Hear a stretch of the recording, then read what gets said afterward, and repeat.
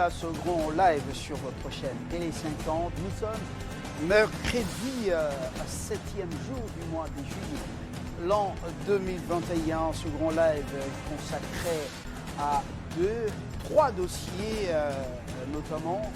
Nous allons parler de l'état de siège dans la province de l'Ituri, 2 mois après l'évaluation avec un député national élu du Roumou dans cette partie du pays, force et faiblesse de la décision prise par le chef de l'État, exécutée déjà avec des dirigeants militaires à la tête de plusieurs entités. Voilà. Nous parlerons également dans le domaine de la santé de cette assistance aux malades nécessiteux. Le bilan en 15 ans après avoir lancé cette idée à Lubumbashi, le médecin Foreman Mabala sera avec nous pour analyser ce sujet d'actualité, nous donner des éléments de réponse. Nous ne manquerons pas cet autre sujet d'actualité. La Banque centrale a une nouvelle équipe dirigeante, une gouverneure femme, une première dans l'histoire de ce pays avec 2 gouverneurs, 2 hommes justement, mais avec un conseil d'administration. Vous connaissez déjà ceux qui ont été promis. Qu'attendre justement de cette nouvelle équipe?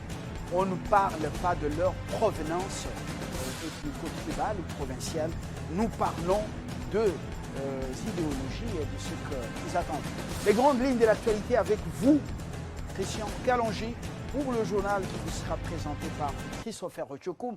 Bonsoir, Christian. Par Fabien Lumbala. Merci d'être avec nous. Place à l'actualité, madame, monsieur.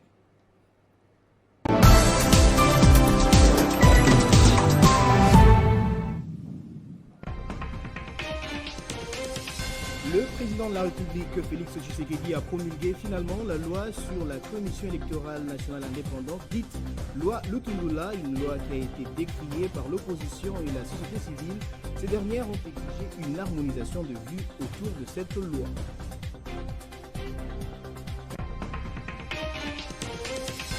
Au cours d'une communication faite ce mercredi, la représentante des Nations Unies en RDC, Bintou Keïta, a insisté sur la tenue des élections en 2023 pour, dit-elle, préserver un climat de paix dans le pays.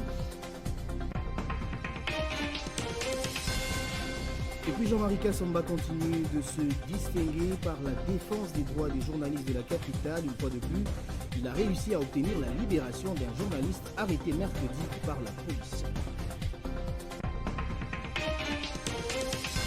En Afrique, le président d'Haïti, Jovenel Moïse, a été assassiné mercredi après que des assaillants armés eurent investi son domicile en pleine nuit, plongeant le pays dans une grande incertitude. Le développement de ce titre, c'est dans la grande édition de 19h. Entre-temps, l'actualité reste en continu sur notre site internet. Téléchargez les infos Télé 50 sur www.tele50.cd. Alors, le rendez-vous est pris avec éventuellement des précisions sur ce qui vient d'être dit. Les titres donnés, tant d'autres, sur la table de la rédaction dans moins d'1 heure sur nos antennes. Merci, Christian. Dans quelques instants, on décolle.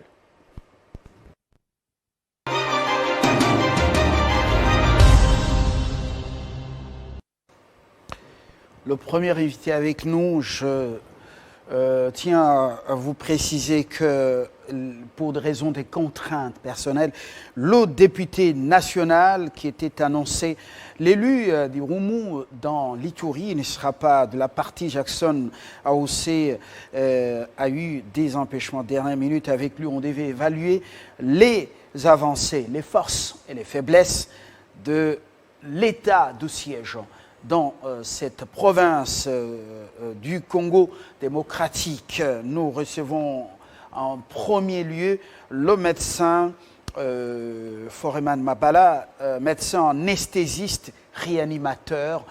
Monsieur Mabala, bonsoir. Bonsoir Fabien. Vous êtes passé par la presse avant d'aller au domaine de votre prédilection.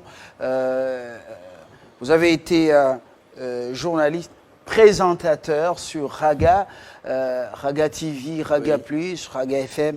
Votre magazine À nous l'école, à l'époque du ministre Koutoumissa, À nous l'école, c'était un magazine consacré à l'éducation, à l'époque de Françoise Vita et autres. Alors, votre destin vous a fait pression et l'appel pour la médecine a été pressant. Vous êtes allé rejoindre Lubumbashi, la ville qui vous a accueilli pour ce domaine de prédilection. Foreman Mabala Kipulu, médecin anesthésiste réanimateur, vous avez terminé à l'université de Lubumbashi. Oui, alors, depuis 2005, une idée a caressé votre esprit, l'idée de pouvoir assister les malades nécessiteux. Qu'est-ce qui a motivé cette idée en 2005 alors que vous étiez médecin stagiaire? Je tiens d'abord à te remercier parce que de la même façon, tu m'accueilles sur ton plateau. Ça a été le cas à Raga. Je me rappelle, à peine arrivé, tu étais assistant de la directrice de programme et nous avons tellement bien collaboré et ça a donné les fruits que nous sommes en train de célébrer nous tous. Et c'est grâce à Raga que beaucoup de choses se sont réalisées dans ma vie et de certains de mes entourages. Alors, l'idée est venue de quelque part. Nous étions avec un ami Kaluba, qui me suit certainement en Afrique du Sud, et nous étions médecins stagiaires et nous avons remarqué qu'à Sendoué, pendant la période de la grève, les agents de la GECAMINE se plaisaient de compter les morts, de compter les décès la matinée. Dans les matins, quand ils venaient, leur bilan, c'était il y a eu 10 morts, il y a eu ceci, il y a eu cela. Alors, une comptabilité macabre. Ouais. Cet ami-là, Kaluba et moi, nous nous sommes dit, bon, moi j'ai travaillé à Raga et lui il était boursier. Nous nous sommes dit qu'on pouvait se cotiser pour trouver quelque chose, enfin, d'établir une petite pharmacie. Et nous avons commencé à aider les malades comme ça. Et quand les comptables macabres dont vous faites allusion venaient très souvent les matins, remarquez qu'il n'y a plus de décès. Parce qu'il n'y avait plus de produits, il n'y avait plus d'intrants, il n'y avait rien. Mais nous, avec notre maudite cotisation, nous deux là, nous avons fait que les amis médecins stagiaires reviennent et nous avons commencé à prendre en charge les malades, surtout les démunis, ceux qui n'avaient pas de famille pour la suite. Alors que beaucoup de patients, lorsqu'ils débarquent dans les formations hospitalières, je ne dis pas toutes les formations, quelques-unes, surtout quand ce sont des gagnes-petits, oui. Même le regard vis-à-vis de ces personnes, c'est un regard à problème. Oui. Un regard qui manque d'intérêt. Alors, 2005, l'idée vous vient et vous lancez ce qu'on appelle l'assistance aux malades nécessiteux. Alors que vous êtes correspondant de Raga, vous gagnez votre vie et en même temps étudiez en médecine. Et 15 ans après, quelles ont été les réalisations? Bon, il y a eu beaucoup de réalisations. D'abord, je tiens à préciser, c'est le bureau d'assistance aux malades nécessités. Alors, c'est qu'on appelle le BAM. Donc, le BAM. Quand on parle du BAM, donc bureau d'assistance aux malades nécessités. Donc, nous avons réalisé beaucoup d'actions, mais ce sont des actions que je peux dire des actions ponctuelles, parce que la plupart de ceux qui sont membres du bureau d'assistance aux malades nécessités sont des volontaires, sont des médecins qui... Olive Lembe Kabila est très engagé dans ce domaine pour voler au secours des démunis, surtout ce que vous appelez malades nécessiteux, des cas qui nécessitent assez de moyens financiers. Est-ce que vous avez un domaine de collaboration avec OLK? En fait, je peux dire que je suis parmi les anesthésistes qui opèrent au sein de OLK. Donc, la fondation de Madame nous avait sollicité nos services. Donc, quand vous apprenez qu'on a opéré à Goma, qu'on a opéré, parmi les 3 anesthésistes, il y a Dr Mvoila, il y a Mwaluka et Mabala. Donc, hormis le fait d'être du BAM, parce que je suis d'abord volontaire dans ces domaines, oui. Donc je suis aussi enthousiasmé à apporter mon apport dans ce que les autres font. Maman Olive a initié un projet sous la coordination de Dr Ntalaja qui nous a fait venir. Nous avons une équipe de Lubumbashi, donc nous faisons partie de l'équipe de Lubumbashi et nous allons en appui. Quand nous allons en appui, nous allons sous multiples facettes. Donc, multiples casquettes, je peux dire. Donc, nous sommes de l'université de Lubumbashi, nous sommes de Lubumbashi et nous sommes membres, nous sommes collaborateurs et surtout nous sommes congolais. Ouais. Alors, l'expertise est sollicitée, non pas seulement au Congo, mais aussi dans d'autres pays voisins, dans le cadre de ce projet BAM. Vous pouvez nous en parler? D'abord, je dois dire que BAM, dont les amis dont je fais allusion, la plupart de ceux avec qui nous avons commencé étaient des étrangers. Il y a une orientation au Congo-Brazzaville, il y en a en Zambie, il y en a en Afrique du Sud. Et ce sont des amis qui ont été appuyés par leur gouvernement local, ils ont évolué. Et nous sommes restés là, traînant un peu les pieds et autres, tout ça. Mais cela n'empêche, quand les amis ont besoin de nous, ils font appel parce qu'ils savent que l'initiative est venue du Congo. Ils nous font appel pour aller améliorer telle ou telle autre situation. Hormis cela, nous faisons partie des organisations internationales savantes, dont Operation Smile, Médecins sans repos ou bien de Second Chance. Ce sont ces organisations qui nous utilisent aussi en collaboration et qui ont fait en sorte que nous puissions sillonner le monde avec eux, en fait d'apporter l'expertise congolaise pour que ce qu'eux sont appelés à faire dans les chefs des malades, dans les différents pays, que nous puissions y participer aussi. Vous comptez au sein de BAM 75 membres, dont tous des bénévoles, parmi lesquels des professeurs, des spécialistes, des généralistes, pharmaciens, infirmiers, à 1 à 2 psychologues, administratifs, personnes d'appui et autres sympathisants éparpillés à travers le pays. En 15 ans, quelles sont réellement les vies qui ont été sauvées? Vraiment, si l'on doit répertorier toutes nos actions, je crois que, Fabien, il faudra que l'on prenne une émission tout entière pour essayer de le faire, mais dites-vous que... Les cas les plus désespérés, par exemple. Oui, les cas les plus désespérés, ce sont les derniers cas que nous venons de faire ici. C'est une fille qui souffrait de l'améloblastome, une intervention qui devait coûter des milliers de dollars, et cette fille est venue se confier à nous. Ses parents sont venus se confier à nous. Nous avons rappelé notre expertise, dont le professeur Mbouyi Sébastien qui est en train de me suivre. Et moi, j'ai fait l'anesthésie. Nous avons opéré cette fille sans aucun rond. Elle n'a payé aucun rond. Et pourtant, l'hôpital privé pour lequel la fille s'était rendue, on devait payer beaucoup d'argent. Elle devait débourser des dizaines de milliers de dollars. Et nous l'avons fait nous-mêmes, à nos propres frais, par rapport à notre expertise. Et aujourd'hui, la fille a réintégré la société et il y a aussi un autre enfant de 2 ans qui souffrait d'une hernie pendant 2 ans, imagine. Pendant 2 ans, nous l'avons ramassé comme ça en cours de route et nous l'avons amené dans notre clinique parce que dans les BAM, il est né une clinique Saint-Gustave. Et à travers Saint-Gustave, nous posons maintenant nos gestes et nos actes à nous sans pour autant que les malades ne puissent payer des frais. Alors, il y a pratiquement des images, des vidéos qu'on n'a pas voulu utiliser parce qu'il y a des opérations très sensibles. Question de ne pas donc toucher à certaines sensibilités. Oui. Moi, personnellement, je suis parmi ces personnes. Il y a des images qui me marquent, qui m'arrachent par moments des larmes aux yeux. Oui. Et je n'ai pas voulu donc en faire usage. Oui. Vous avez compris. Et des bénévoles. Ce travail, c'est un apostolat. Est-ce que c'est facile? Comment vous avez tenu en 15 ans, avec quels moyens, et comment vous êtes arrivé à implanter des centres hospitaliers quand même? À Lubumbashi, c'est combien? 3 au total? Oui, à Lubumbashi, un centre et puis des cabinets éparpillés à travers la ville.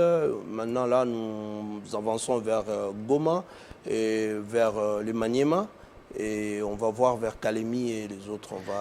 Alors, comment vous tenez en une période difficile? Mais moi, je crois que, Fabien, c'est juste une question d'organisation. Nous avons commencé avec vous à Raga. Et quand je vois tous les amis avec qui nous avons commencé, les Nati Lokole, les Françoise Vita et Njate, tous sont maintenant casés quelque part. Voilà. Parce que nous avons été dans une école où nous avons appris auprès des aînés. Nous avons appris avec les maigres salaires qu'on avait à s'organiser. Je crois que ça a continué dans la même lignée, malgré les difficultés, malgré que on n'a pas vraiment de soutien comme tel, mais nous essayons avec nos salaires, nous cotisons de nous-mêmes pour essayer de poser ces gestes. Donc c'est juste une question de volonté et puis de passion et surtout de l'amour du prochain que nous avons pour assister les personnes démunies et les nécessiteuses. Un projet humanitaire, et absolument, il faut avoir des partenaires. Vous avez besoin d'un accompagnement à quel niveau exactement? L'accompagnement, c'est à tous les niveaux. Une des raisons que nous sommes là à Kinshasa aussi, c'est de prendre contact avec les différentes autorités. Parce que ce qui fait mal, Fabien, c'est quoi? C'est de constater qu'il y a l'expertise au Congo. J'ai sillonné, grâce à Operation Smile et d'autres organisations, à travers le monde, quelques pays. Partout où je suis passé, j'ai trouvé des médecins congolais. Et j'ai compris que nous venons des bonnes écoles. L'université de Kinshasa, l'université de Lubumbashi et tant d'autres. Nous avons des bons médecins, mais ce qui nous manque ici, c'est l'accompagnement. L'accompagnement, c'est quoi? C'est-à-dire qu'il faut une bonne infrastructure, il faut des bons matériels, il faut vraiment que le médecin soit à sa place, que le médecin se sente à l'aise. Imaginez, Fabien, le médecin est en train de consulter, on l'appelle quelque part que non, il y a un deuil en famille, il ne sait pas intervenir. Les enfants à l'école, il ne sait pas intervenir. Vous voyez, tout ça, ça entre en jeu et ça ne nous permet pas de donner le meilleur de nous-mêmes. Est-ce que ce qu'on leur propose, par exemple, à Maputo et dans d'autres provinces de ce pays, je parle de Mozambique, oui. Ce qu'on leur propose en Afrique du Sud, dans toute l'Afrique australe et ailleurs, où ils sont très, très, très nombreux, oui. On les a rencontrés, est-ce que c'est mieux que ce qui touche au pays? Fabien, on doit être honnête quand même. Pour être honnête... Au-delà des infrastructures hospitalières. Pour être honnête, moi j'ai été en Zambie, j'ai été en Afrique du Sud, avant de rentrer sur Lubumbashi. Je crois que quand nous acceptons, quand les amis acceptent d'immigrer, d'aller ailleurs, c'est tout simplement parce que, quelque part, ils se sentaient un peu frustrés par rapport à ce qu'on nous offre, ce qu'on offre aux médecins de l'autre côté. Je crois que c'est insignifiant par rapport au coût de la vie. Mais ils n'ont pas de choix. Ils se disent, mieux vaut accepter ça que de rentrer pour ceci, pour cela. Mais avec le nouvel élan que nous avons actuellement au pays, je crois que les gens pourront comprendre que les médecins pourront se suffire de ce qui leur est dû. Et ça, l'expertise congolaise viendra en bonne et due forme et posera des gestes qui sauveront de nombreuses vies. Alors, si on parle de l'accompagnement au niveau du gouvernement, vous avez besoin concrètement de quoi, par exemple? Nous avons besoin d'être des partenaires du gouvernement. Je vais donner un exemple. Je crois que tu me le permets. Je vous le permets. Je vais donner un exemple. Moi, je suis médecin anesthésiste réanimateur. Mais est-ce que vous vous êtes déjà posé la question, Fabien, de comprendre comment sont opérés nos frères à Manono? Parce que si je peux... Imaginons qu'il y a 100 médecins anesthésistes pour la République démocratique du Congo. Je crois que 70% de ces médecins sont ici à Kinshasa. Mais à Manono, à Rutshuru, au fin fond là-bas, on opère. Mais malheureusement, qu'est-ce qui se fait? Qui opère? C'est l'infirmier, c'est la personne qui a la même technique de 1980 et autres. Mais si le gouvernement s'est dit, par exemple, qu'il peut appuyer les anesthésistes pour qu'ils aillent former dans toute la République, ça ne demande pas grand-chose. Ce sont ces genres d'idées que les BAM cherchent. Je vais te donner encore un autre exemple. Nous avons été dernièrement à Goma. Dans un coin un peu reculé, nous sommes allés dans une école avec un ami, Machimango. Nous avons vu, pendant la récréation, nous étions partis pour autre chose, mais pendant la récréation, nous avons constaté que bon nombre d'enfants n'étaient pas circoncis. Vous imaginez, dans une ville comme celle-là, il y a beaucoup d'enfants qui ne sont pas circoncis. C'est une nécessité lorsque vous voyez chez les voisins d'Afrique australe, est-ce que c'est obligatoire? Chez nous, c'est une culture et c'est une situation qui empêcherait, par exemple, de pullulation microbienne. Il y a des enfants qui peuvent avoir des malformations, des phimosis et autres. On ne peut les détecter que quand on fait cette circoncision. Alors, des actes que je peux considérer comme des actes primaires qui peuvent faire en sorte que nos enfants recouvrent leur état culturellement bon, Mais voilà, ceux-là n'en bénéficient pas. Mais on peut lancer des opérations pareilles. Avec l'appui du gouvernement et l'expertise congolaise, nous pouvons opérer. Ce sont des petites choses que les BAM visent. Les BAM ne visent pas, non, il faut équiper, il faut faire ceci, il faut faire cela. Non. Des gestes que l'on peut négliger, mais qui peuvent faire en sorte que et les gouvernements et les chefs de l'État et tout le monde puissent se retrouver pour l'amélioration de la qualité de vie. Votre spécialisation est axée sur ce que vous appelez approche de la prise en charge anesthésique des enfants opérés d'hydrocéphalée. Donc voilà, cadre de campagne de masse dans 3 hôpitaux de la ville. Alors, vous dites qu'il s'est révélé que cette pathologie touche une couche vulnérable, dont les enfants à majorité de nourrissons. Comment êtes-vous arrivé à cette conclusion? Nous sommes arrivés à cette conclusion parce que nous avons eu à travailler sur une panoplie de 150 cas et nous avons, en restreignant un peu les spectres, nous sommes arrivés à 60 cas et parmi les 60 cas, majoritairement, c'était des enfants de cet âge-là. C'est-à-dire, le nouveau-né avait un certain pourcentage, mais ceux de 1 mois à 12, voire 24 mois étaient nombreux. Pour la simple raison, ce sont des enfants qui ont plus de chances d'être sauvés pendant cette intervention.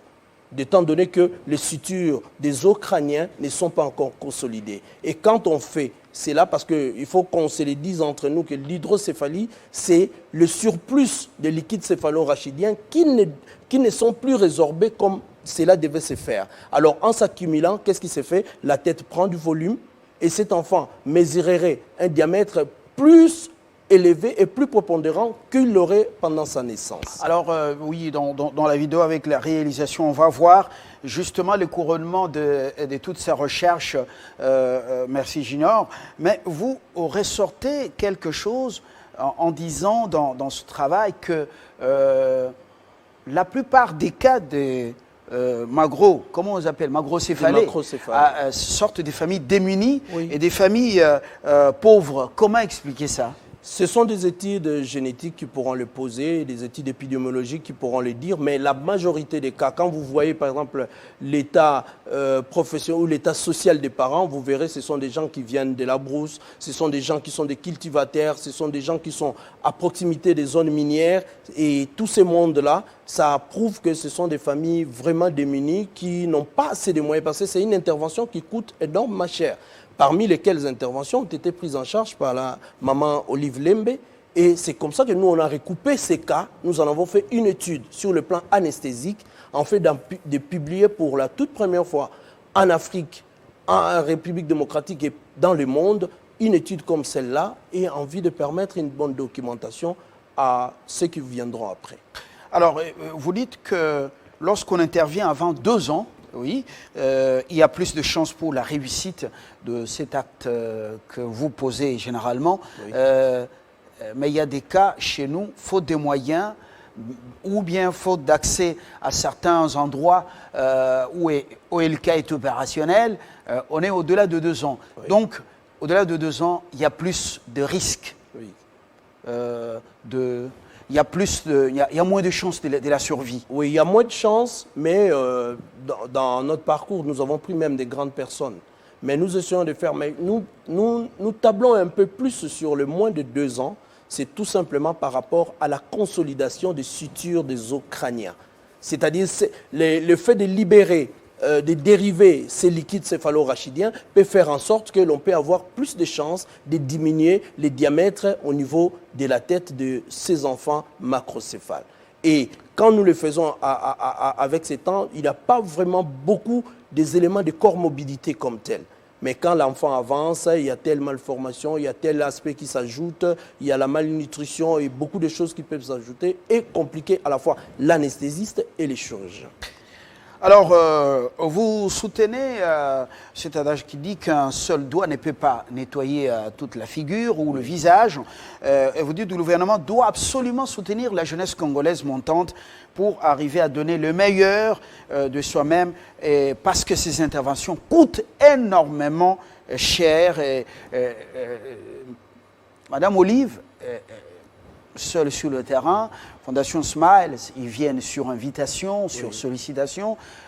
À ce niveau, vous plaidez pour qu'on puisse étendre les interventions au-delà des BAM, c'est-à-dire avoir plus d'ONG? Qu'est-ce qu'il faudra faire? Non, en fait, les Congolais doivent aimer leur pays. Nous devons aimer notre pays. C'est-à-dire ces enfants-là qui souffrent, il y a une expertise. Ce que j'aime de notre équipe on appelle les Neuroteam, c'est-à-dire la majorité sont des Congolais. Nous travaillons jusque tardivement. C'est sans intérêt ou sans quoi que ce soit. Mais vous voyez qu'il y a l'amour du pays. Et aujourd'hui, nous avons des neurochirurgiens dont on parle d'eux. Les professeurs Arunga à Lubumbashi, et les Seba, et les Ngamasata, les Ntalaja, le docteur Mwepu. Nous sommes nombreux. Il suffit seulement qu'on puisse... Mwepu est en Ngaliema, je crois aussi aux cliniques universitaires. Je crois, oui. Il suffit seulement qu'on nous utilise en bonne et due forme. Je crois que les Congolais seront prêts à donner le meilleur d'eux-mêmes. Il y a des cas que nous avons fait, Lubumbashi, Maniema, Bukavu. Mais il y en a encore à Kisangani, il y en a encore à l'Équateur. Maintenant, nous tendons la main, par exemple, au nouveau ministre de la Santé. S'il veut que nous puissions l'accompagner, nous sommes prêts. Nous lui tendons la main, nous ouvrons notre cœur, nous demandons même au chef de l'État de nous utiliser, même si nous faisons même office de dire que nous sommes parmi ses conseillers. Que dans le domaine médical, si on peut nous intégrer pour que nous donnions le meilleur de nous-mêmes. Nous ne voulons plus des histoires de réunions. Nous voulons la pratique sur terrain. Moi, je suis clinicien. Je n'ai rien à voir avec X, Y, Z, mais à travers nous, on peut retrouver beaucoup d'amis qui peuvent mieux donner pour la République démocratique du Congo. Tout à l'heure, je parlais de Dr Muteba, j'ai confondu avec Mwepu, Muteba, qui est aux cliniques, donc à la clinique Ngaliema, un chirurgien de renom. On termine avec vous, justement. Est-ce que pour être anesthésiste, réanimateur, il faut absolument être médecin? Bien sûr. Il faut absolument un cursus normal et Bien sûr. Il faut être médecin, il faut avoir un diplôme de docteur en médecine, chirurgie et accouchement et vous embrassez votre carrière pour la spécialisation. Vous allez la faire en 4 ans, 5 ans. Nous avions des petits soucis à Lubumbashi parce qu'on n'avait pas de formateurs, on n'avait pas de personnes pour nous encadrer, mais nous avons plus une vision extravertie. Ça donnait même un avantage aussi. Ça nous a permis d'aller à l'extérieur, de voir ce que les autres faisaient.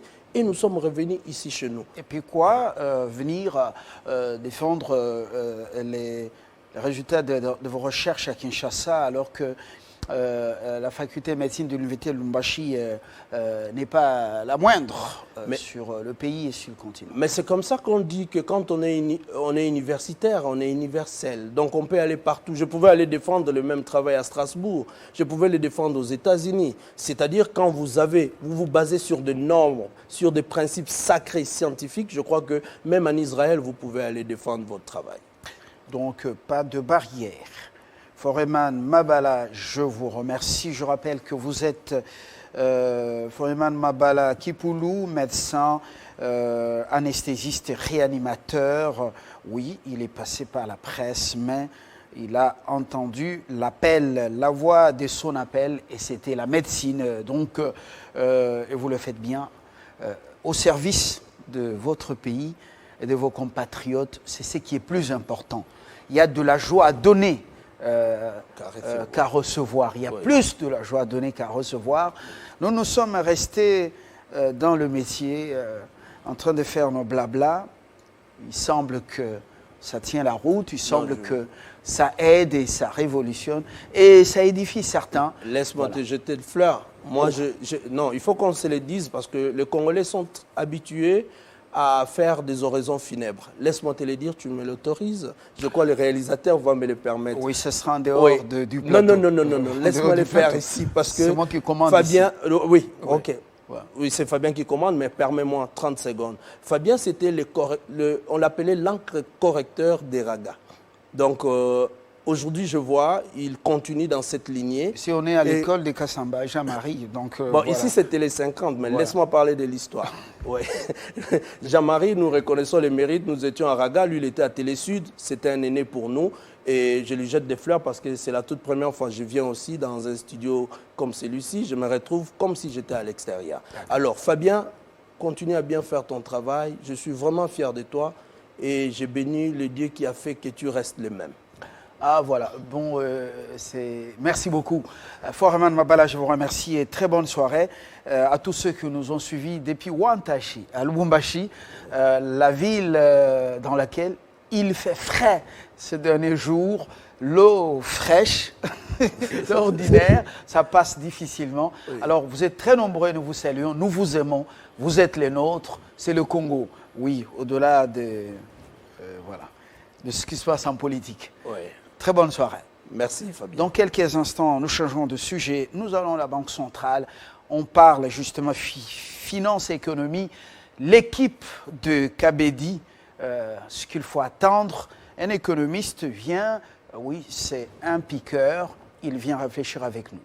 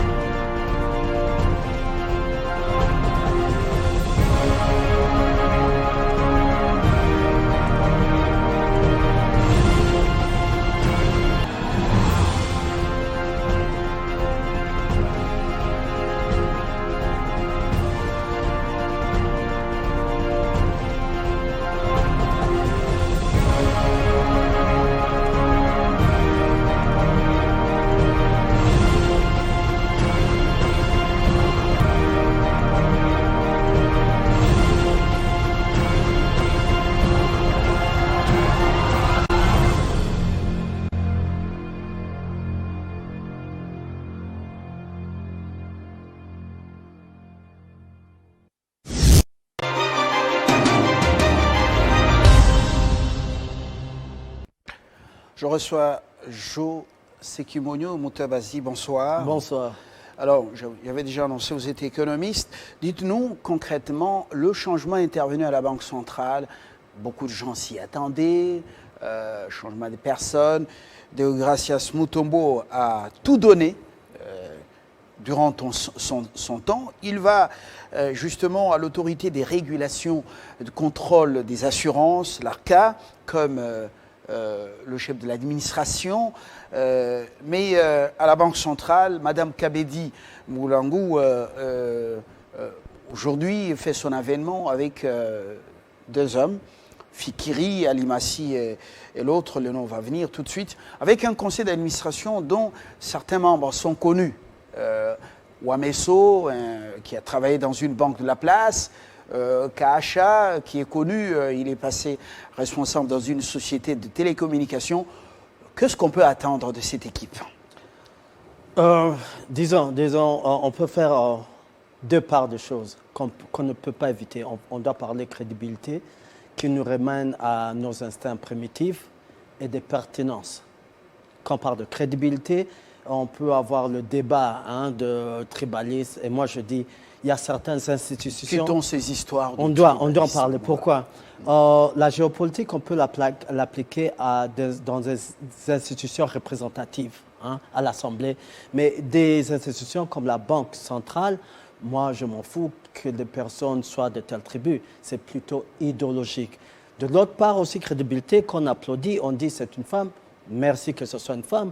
Mais est-ce que c'est une femme avant d'être idéologue? C'est ça qu'on doit analyser. On ne peut pas seulement applaudir parce que c'est une femme. Il ne faut pas banaliser. C'est pour la toute première fois qu'une femme est à la tête d'une banque centrale du Congo depuis que le Congo est Congo. Et moi, même à l'époque coloniale, je ne sais pas quelle banque existait là-bas, je n'étais pas encore né. Dites-nous, quelle est cette femme qui a dirigé une institution financière comme ça on doit banaliser et monétaire? On doit banaliser pourquoi? Parce qu'il ne faut pas la réduire en tant qu'une femme.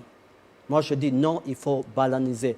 Si c'est arrivé son succès idéologique, on dit après c'est une femme, mais on doit banaliser son genre. Sinon, on la réduit en une femme. Moi, je dis non, c'est une personne qui a un succès, qui a une carrière. On ne peut pas la réduire, on ne doit pas la réduire en tant qu'une femme. C'est moi. Moi, je dis, il faut banaliser. Voilà. De l'autre côté, il y a la pertinence. Oui. Maintenant, parlons d'idéologie. Je dis, elle vient... D'abord, pertinence. Pertinence. Vous connaissez ces dames personnellement. Il semble que, bon, je sais pas, il semble, elle est passée par le Fonds monétaire international.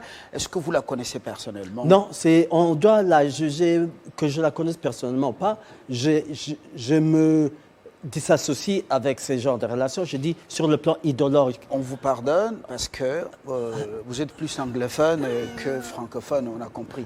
Oui. Alors, je dis, pertinence, ça a à voir avec idéologie. Je dis, elle vient de la FMI, AMF, FMI. Je dis, ça vient d'une école où on parle beaucoup plus de prudence qu'en prendre de grands risques. C'est une école où quand on parle des pays les plus endettés, on parle du Burundi au lieu des États-Unis. Alors, sur le plan idéologique, je me dis, elle est là, c'est la continuité du consensus qui existe, idéologique, qui va de pair avec la maintenance de la pauvreté. Vous dites que c'est un consensus... En RDC. Un consensus qui est dépassé. Qui est dépassé. Vous, éthociste. Vous dites que le capitalisme est dépassé, le socialisme est dépassé, et ce consensus, vous dites rien ne va changer parce qu'elle vient de cette école. Qui parle de prudence. Le FMI, qui est un médecin qui conseille, par exemple, un malade, non, ne prenez pas assez d'alcool parce que vous souffrez de la cirrhose des foies, ou vous avez un souci de santé. Le médecin venait de quitter le plateau, c'est pas... Oui, il ne faut pas le tirer dessus. Donc, il ne faut pas le tirer dessus. C'est une école qui maintient le système des pauvres et des riches. Et des riches, c'est ça, c'est beaucoup plus de prudence. Et je répète, quand on parle à l'AMF, hein, FMI en français? FMI en français. On parle du FMI. On parle du FMI, c'est une pensée toujours, il vient de nous dire il faut être prudent. Quand on parle des pauvres, des plus endettés... Faites attention, pas beaucoup. Il ne faut pas vous endetter beaucoup. On parle de pourcentage. On dit que ces pays, son PIB comparé à sa dette, c'est 100%. Comparé à l'autre, c'est 70%. Mais on ne dit pas que 100% de celui-ci, c'est 1 milliard. Comparé à l'autre dont on dit 90%, c'est 2000 milliards. C'est ça il y a ces doutes-là qui existent. Une idéologie qui nous présente les pays les plus endettés, seulement ces pays, entre guillemets, pauvres, mais on ne parle pas des États-Unis d'Amérique qui sont hyper endettés. Hyper endettés. Alors, c'est quand même... on nous a fait avaler des choses. Hein. Alors, c'est ça. Je comprends votre révolte. C'est ça ma révolte. Et c'est pour ça que cette émission, c'est pour un peu mettre à défi le nouveau gouverneur. J'applaudis, j'apprécie, mais d'une autre façon, je dois dire en passant, j'apprécie au moins une innovation pour dire, avec ce nom, ça a surpris pour dire, comme je dis, on est plus de 80 millions de Congolais. Il y a beaucoup de têtes. On peut changer cette République, on peut créer une révolution, une évolution, mais il y a tellement de têtes qu'on néglige. On vient de prendre quelqu'un qu'on s'attendait le moins. Mais quand on regarde son CV, on se dit qu'elle a toutes les habiletés. Le problème que j'ai, c'est un problème idéologique. Quelle est la mission qu'on veut atteindre? Qu'est-ce qui aurait favorisé sa nomination? Vous... je ne sais pas. Je n'ai aucune idée, mais j'applaudis. Au moins, il y a une innovation. On nous a mis une personne pour dire il y a 80 millions de Congolais, un gouverneur, un nom qu'on s'attendait le moins. De l'autre côté, je dis quelle est la mission? Parmi les deux vice-gouverneurs, il y a Dieudonné Fikiri aussi, qui a une expertise avérée en matière de politique monétaire, et qui est également proche de cette école du FMI. Oui, mais je dis même... De cette idéologie. Et je voulais en venir pour dire quelle est la mission. Quelle est la mission? Si on veut rendre la Banque centrale une institution neutre, je dis, dans sa composition, ils ont échoué. Monsieur Fikiri, on sait qu'il est sénateur, il a voulu être questeur. Bien sûr, il était monétariste, on sait de quelle école il est. L'autre, je crois que l'autre vice-gouverneur... il vient de la RVA, avec toutes les controversies. qui s'avèrent vrais ou faux, mais on a amené des politiciens avérés qui ne rendront pas... Mais Même Madame dans l'équipe. Kabedi n'est pas politicienne. Elle n'est pas politicienne, mais si l'idée en général, c'est rendre cette institution neutre, il y a un défi pour dire dans sa composition, dans son mélange. Même les membres, je pense qu'il y a un seul membre qu'on peut lire de ce qu'il a écrit. Il y a, je crois, c'est Alain Netta, dont il a parlé un papier qu'il a écrit sur le capitalisme, présenter une alternative. Je dis, sur le plan... Vous parlez de membres du conseil d'administration. Le conseil d'administration aussi. On peut se voir que c'est difficile de voir que ça sera un organe neutre. Qui vous a dit que la Banque centrale, avec ces nouvelles nominations, est en train de passer de son statut que vous connaissez à une institution indépendante? C'est ça la mission. C'est ça la mission. Quand on voit les contrats, les résolutions avec la FMI, c'est un des critères pour recevoir le 1,5 milliard. C'est qu'il faut faire de la Banque centrale une institution indépendante. Est-ce que c'est pour la première fois qu'on a un conseil d'administration à la Banque centrale du Congo? Non, c'est pas, mais je dis, si c'est la mission de rendre cela, comme la FMI le demande, une organisation indépendante, je dis, on a échoué dans sa composition. On a échoué dans sa composant comme ça. Oui, mais de l'autre côté... Est-ce qu'on a en partie répondu, accéder à certaines demandes, exigences du FMI? Oui, je dis, d'une part, c'est ça. De l'autre part de cette analyse, je dis, mais si on va aller remuer, faire, comment on dit en français, remue-ménage pour chercher 1,5 milliard, je dis, ça ne valait pas la peine. Si on a fait tout ça pour seulement avoir, je crois, 1,5 milliard, je crois 3 ou 5 ans de dette, je dis, ils n'ont pas encore compris qu'en RDC, on a besoin pas de prudence, on a besoin d'un boom économique, on a besoin de 1000 milliards. On a besoin de 1500 milliards. D'un surendettement. D'un surendettement, comme tous les pays développés sont les pays surendettés. On connaît la formule. Mais, comme je dis toujours, vous pouvez aller sur l'Internet, vous pouvez trouver la formule de la bombe atomique. Ce n'est pas dit que vous pouvez faire la bombe atomique. Ça demande une certaine expertise d'y arriver. Et je dis, c'est ça le problème qu'on a en RDC. Jusque-là, je peux exagérer du terme pour dire on est encore dans nos pensées, dans nos raisonnements primitifs en matière de politique économique.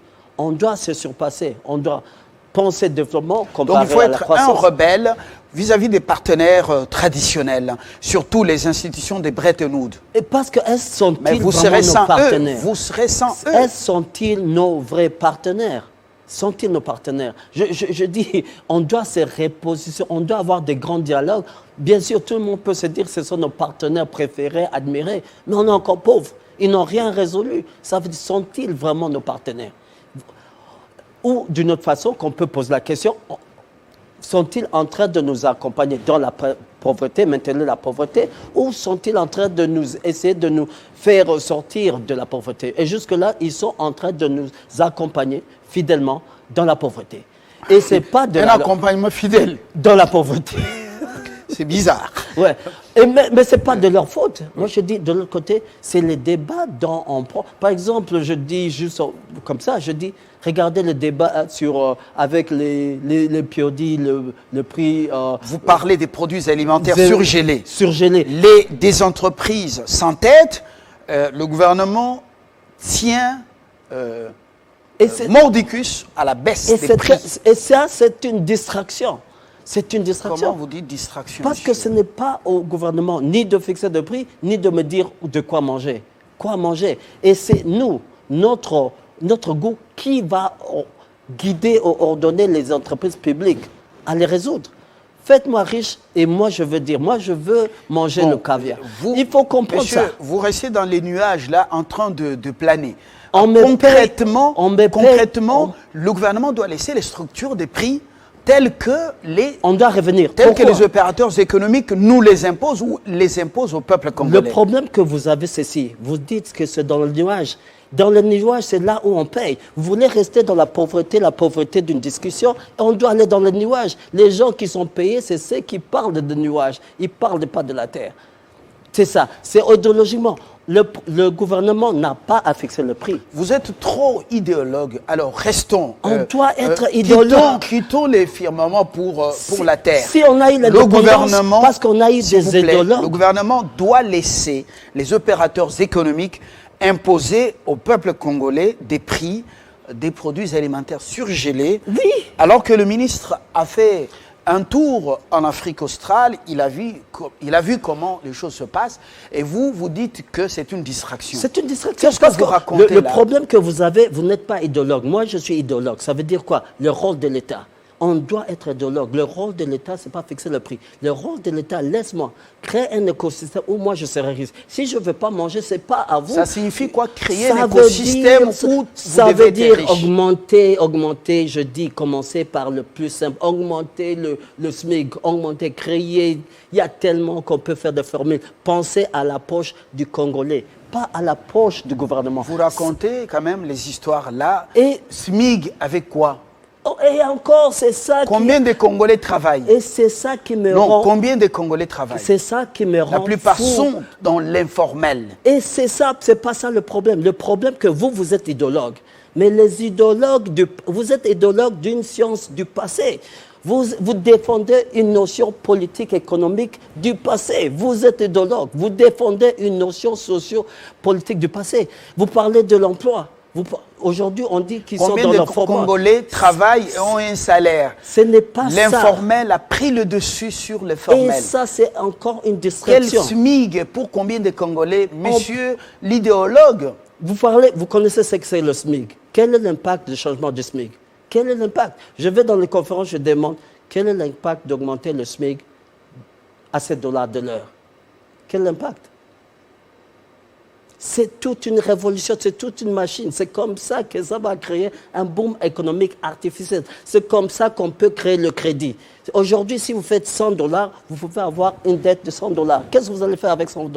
Si vous pouvez faire $100 000, vous pouvez prendre une dette de 100% sur votre salaire, ça veut dire $100 000. Ce que vous pouvez faire avec $100 000, vous n'allez pas le faire avec $100. Alors, le SMIC. Je comprends que vous venez d'un autre monde et le monde développé. Vous semblez monde développé. confondre le Congo avec ces pays qui sont allés plus loin et qui sont même super endettés, vous le dites, hyper endettés. Et vous défendez la FMI. FMI ou AMF? L'OFMI, le fonds. Oui. C'est vous qui le défendez. Oui, en anglais, oui, vous pouvez dire. Vous voulez qu'on reste pauvre. Moi, je dis, on n'a pas intérêt à être pauvre. On doit enrichir le débat. On doit parler comme ailleurs. Vous voulez aujourd'hui, je dis aux gens, on a un problème de circulation, vous amenez le bateau et vous me dites, il faut que je comprenne. Non, on ne doit pas comprendre. On doit amener la technologie pour résoudre nos problèmes. Le problème n'est pas qu'on importe le POD, hein, les produits surgelés. Le problème est qu'on importe le laptop. Le problème, c'est ça. Ce n'est pas qu'on importe la bouffe, c'est qu'on importe les laptops. Ça veut dire quoi? Les pays, les produits les plus coûteux, c'est ça qu'on doit target, comme on a dit. Taxer ou faire notre flèche dessus. Ce n'est pas le POD. Le gouvernement doit me parler de la technologie. Le gouvernement doit créer des centres d'innovation. Je m'en fous d'une POD. Moi, je n'aime pas le POD. J'en ai tellement mangé à l'internat et vous faites diminuer le prix pour les produits. Non. Pensez à ma poche et si je veux manger le caviar, ce n'est pas à vous de me le dire. Vous allez avec votre AMF ou FMI. Allez avec, vous voulez contrôler, vous voulez parler de prudence. Et moi, je dis, on doit balancer, on doit casser les bases. Donc, on ne peut rien attendre de cette équipe. Ils vont maintenir la pauvreté. Et avec nos partenaires d'une façon très fidèle. Mais ça se répète avec ses partenaires traditionnels. On soutient le gouvernement, on encourage la lutte contre la pauvreté, la corruption et autres. Mais depuis qu'ils promettent rien. Ils nous promettent surtout les partenaires dits stratégiques. Voilà. Rien. Il n'y a même pas une avenue ici. Non, ça, c'est le résultat de ce partenariat. Rien. Mais on pas même une maison. On applaudit Ils sont seulement dans les discours. Et puis, je ne sais pas. Ou c'est payé en tant qu'expert, c'est consultant. Et vous voyez un consultant qui est payé beaucoup d'argent, qui va dans un centre où il y a on appelle malnutrition.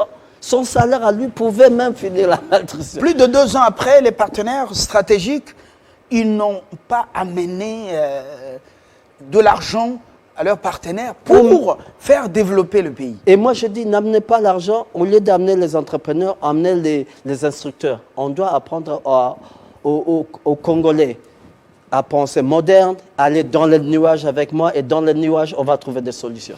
Alors, restez dans les nuages, nous on reste avec vos partenaires, sur terre.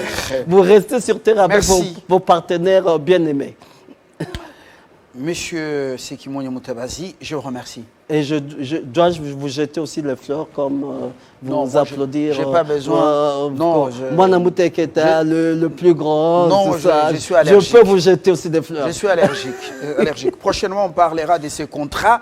Selon certains Congolais, les contrats restent opaques. Ouais. Les 3 contrats signés avec le Rwanda.